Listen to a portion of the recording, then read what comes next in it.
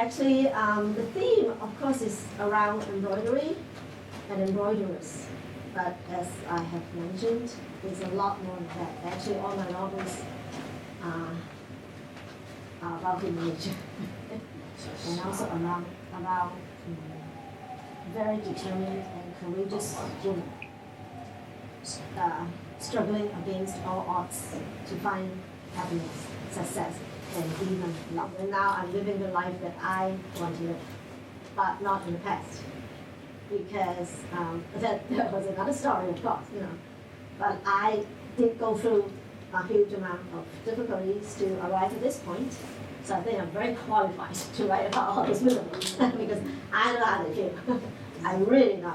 Okay, in the beginning of the novel, the protagonist, her name is Spring Swallow. And that's the reason I gave her this name, because swallows keep flying, but they don't know whether they find home. Okay? That's how she felt in the beginning.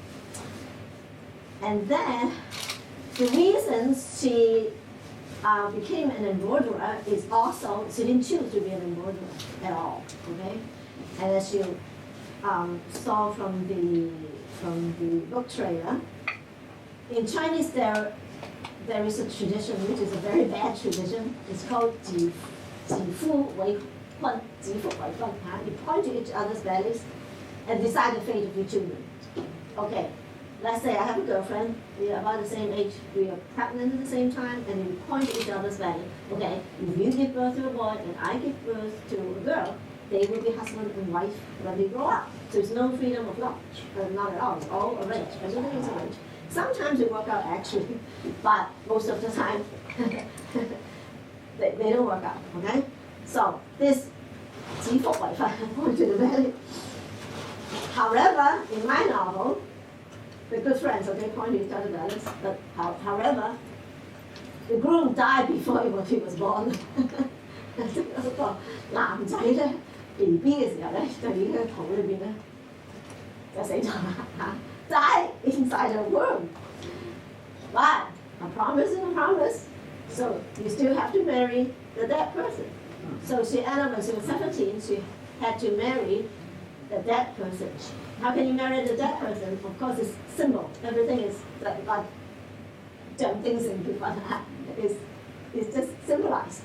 So she was to actually, the groom was symbolized, represented by a white cock.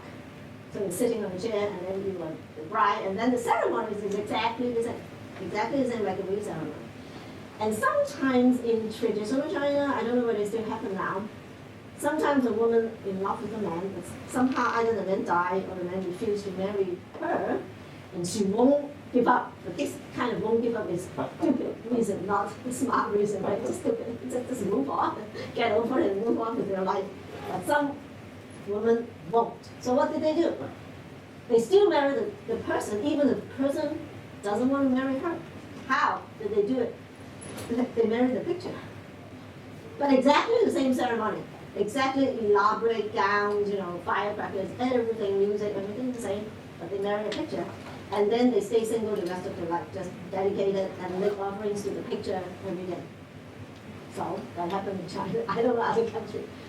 It sounds crazy, but it was real. So she was forced to marry this ghost, the baby ghost. I mean, the ghost of a baby. So, and she was raised by a very mean aunt. And then the mean aunt labeled her as a bad luck woman. You're bad luck, you bring bad luck. And you're never going to find a husband because no one wants you. Because you already, in Chinese, is hatfu, right? You already killed your first husband even before he was born. Because Chinese always blame the woman. Right? You already killed your bad feng shui. You killed the baby even before he was born. So no man is going to marry you in your whole life. He's going to have a miserable life. So you might as well just marry the ghost, and you will be, how to put it, you will have a roof over your head and you will be fed by the in-laws. But actually, on the other hand, the in-laws utilize this kind of ghost bride to be their slave for the rest of their life, take care of them till they die. Okay? So no freedom, nothing. So this girl, because of her courage, she escaped during her wedding night, because there's no wedding bed. And with the cop, a stupid cop. And she ran away. adventure after she ran away. And it's just by chance, everything is by chance. Because, I'm not going into the chance theory, okay? And she took, she climbed onto the top of the train and then a free ride into Suzhou, the city of embroidery. And then she arrived very early and she met a young girl, another girl, and the girl noticed her wedding gown. Oh my God, how come she wearing a wedding gown in the early morning? Where's your husband? You'll be in deep trouble. You don't see any husband next to you if you're wearing a wedding gown. And I said, oh my God, looks like the wedding gown was embroidered by us because there's a small community of embroiderers. Okay, so this girl took her back to her teacher, and the teacher is called Auntie P. So I'll be brief, I'm not going to bore you with too much details. So Auntie P was a former imperial embroiderer. That means she worked in the court, in the palace.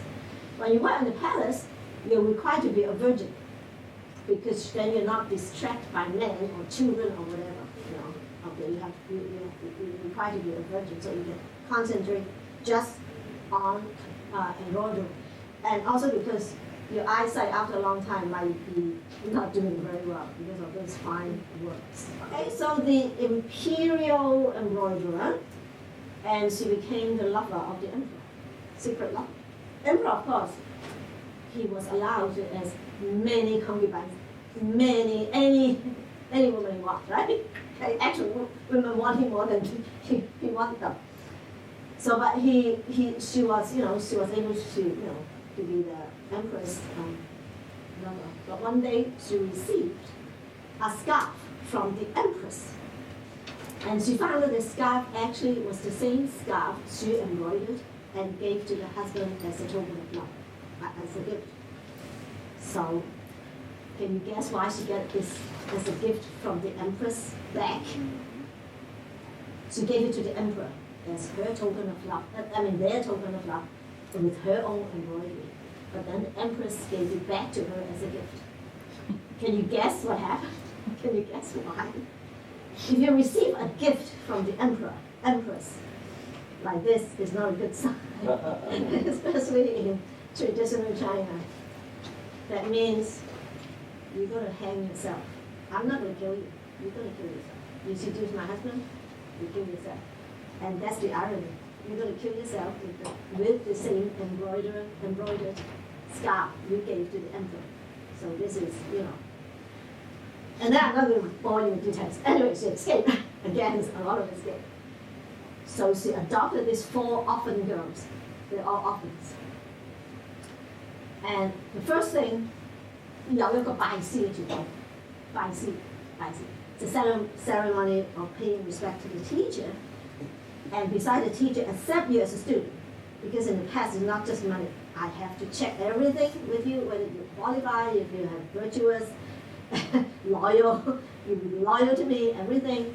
And then I will accept you as a student. And this is a ceremony called paying respect to the teacher ceremony. And during the ceremony, the Auntie P, the teacher, told the girls, the protagonists, you have to take the vow of celibacy. All of my girls have to take the vow of celibacy. And then what happened? Everyone breaks the vow, including the teacher. Right? And this is human nature.